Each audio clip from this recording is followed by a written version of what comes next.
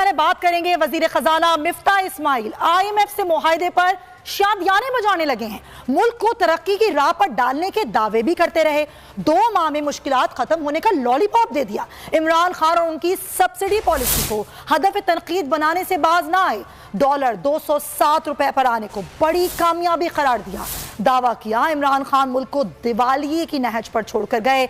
अच्छा काम हो गया, IMF के साथ डील अपनी तकरीबन बन गई है, यानी बात पक्की हो गई, रिश्ता होना बस बाकी है। तो बात पक्की तो हुई है, लेकिन शराइत थोड़ी सी सख्त हैं। उसमें जैसे कल भी जिक्र किया था कि लेवी में इंक्रीज करना पड़ेगा और फिर साथ साथ सेल टैक्स भी दोबारा से रिवाइव करना पड़ेगा। ये तो शराइत होंगी पाकिस्तान के पास, और टैक्स न छोड़ने का कोई तरीका बचा नहीं आम आदमी को। तकरीबन मीशत के हवाले से सबसे पहले तो ये बताएं कि डॉलर की कीमत क्या नीचे आएगी? आएगी, डेफिनेटली आएगी। कैसे आएगी? नहीं, जब पैसे आएंगे तो आएगी, और कैसे आएगी? लेकिन ये जो IMF से, तो मैंने आपसे कहा था कि मैं तो मिफ्ता साहब पे यकीन नहीं करता। कतरीन कहते हैं कि चीन से रकम मिलने और IMF से कर्जा मिलने के बावजूद हुकूमत मईशत को नहीं संभाल सकेगी, क्योंकि इन्होंने करंट अकाउंट खसारा 15 अरब डॉलर तक पहुंचा देना है। तो में उन्होंने खदशा जाहिर किया कि हुकूमत पेट्रोल पर मजीद 50 रुपए बढ़ा सकती है। इसके आप कैसे बाहर भेज सकते हैं? ये बेच सकते हैं, इसके ये क्या है मकसद? हाँ, उसके ऊपर अगर आप कोई खेती बाड़ी कर रहा है या कोई उसके ऊपर फसल लगा रहा है, लेकिन वो भी आप पानी आपके यहाँ कम होता जा रहा है और गन्ना। अभी बताइएगा, मुआहदा तो हो चुका है, यह भी कहा गया है कि मुआहदा हो गया है और ये 1 साल के लिए हुआ है और ये मुआहदा पुराने मुआहदे की तौसीक है। मैं अगर सिंपल अल्फाज में आपसे पूछूं कि क्या इसके समरात पड़ेंगे महंगाई पर, पाकिस्तान की मईशत पर, डॉलर की जो ऊंची उड़ान है कुछ कम होगी? छोड़ चुकी PTI की हुकूमत जो रासा था वो जो था वो शब्बर ज़ैदी की बातों में आ गए। खान साहब शब्बर ज़ैदी की बातों में आ गए। रुको, मैं नहीं घबराता, अब थोड़ी ओहदे के ऊपर, जो ओहदे के ऊपर नहीं उसको मुंह भी नहीं लगाओ। ये पाकिस्तान का उसूल है, रिटायर बंदे दी गल कुत्ता भी नहीं मनता, ठीक है ना। तो अब वो गया, खत्म। मैं तो डब्बू से अब नहीं घबराता। डब्बू कितनी बदमाशियां करता था, याद है आपको?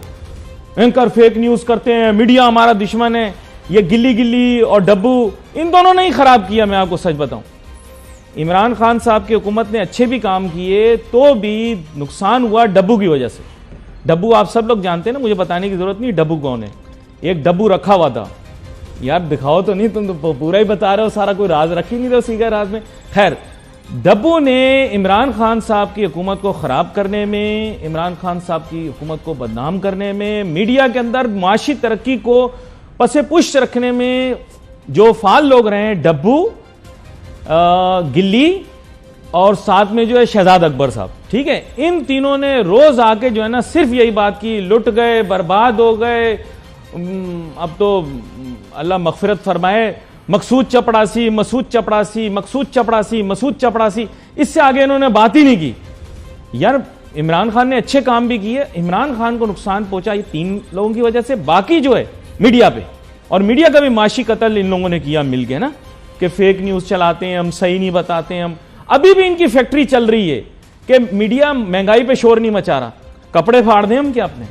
मीडिया जितना महंगाई पे इस वक्त शोर मचा रहा है ना, मैं गारंटी करता हूं डब्बू से भी, गिल्ली से भी, कि इतना कभी PTI की गवर्नमेंट में नहीं किया। उन्होंने तो कहीं नहीं अगे, उन्होंने कुछ भी कह सकने हैं, समझ आइए बात। पता है क्या, ये इंसान को ना कभी गुरूर तकब्बुर नहीं करना चाहिए। इनका गुरूर तकब्बुर अभी तक नहीं उतरा। आप देखें, अभी भी इसने आंखें माथे पे रखी नहीं है। इसीलिए मैं इमरान खान साहब को कहता हूं कि ये शहजाद अकबर को तो निकाल दिया ना, ये 2 बंदे निकाल दे। यकीन करें कल से इमरान खान का सिस्टम ठीक नहीं हो जाए तो मुझे बोलना। ये 2, डब्बू और गिल्ली, इन दोनों को अगर खान साहब फारिग कर देना, यकीन करें इनकी सेटिंग पक्की हो जाएगी। फिर इन्होंने गलत लोग रखे, शब्बर ज़ैदी रखा, पहले वो लाए असद उमर को। असद उमर ने कहा मैं चीखे निकालूंगा, उसको भी कुछ नहीं पता था, ही न्यू नथिंग। यकीन करो, he claimed he knew the economy. इन लोगों ने डिस्ट्रॉय किया। पहले उसने कहा IMF के पास नहीं जाएंगे, फिर पहुंच गया कचकोल लेके IMF के पास। डील इन लोगों ने बनाई थी ना। शौकत तरीन आ गया, बोला है यार ये बड़े जालिम है। यार शौकत तरीन साहब चुप कर जाओ यार, आप तो जरदारी साहब के भी वजीर खजाना रहे हो। वो मासूम आदमी है, बच्चों की तरह। उनका 1-2 दिन में, 1 दिन गुजर गया, एक दिन और गुजर जाएगा, कल हमारा प्रोग्राम है। मेरा अंदाजा, अल्लाह करे गलत हो, कल भी मैंने, खुदा करे मेरा अंदाजा गलत हो, क्योंकि अगर मेरा अंदाजा सही हो तो मुल्क के फायदे में तो नहीं है ना जी। शौकत तरीन साहब भी यही कह रहे हैं। वो तो अगले शौकत महीने का तरीन साहब तो एक्सपर्ट हैं, हम तो एक्सपर्ट नहीं है। आपने तो इनकी चाल डाल देखी, उससे अंदाजा लगाया कि ये बहुत ही मासूम है। लेकिन जब चीन ने दे दिए पैसे, इसका मतलब है कि चीनी जो बहुत सोच समझ के फैसले करते हैं, इसका मतलब है हो जाएगा। वो शर्तें कुछ और मनवा लेंगे, है जी।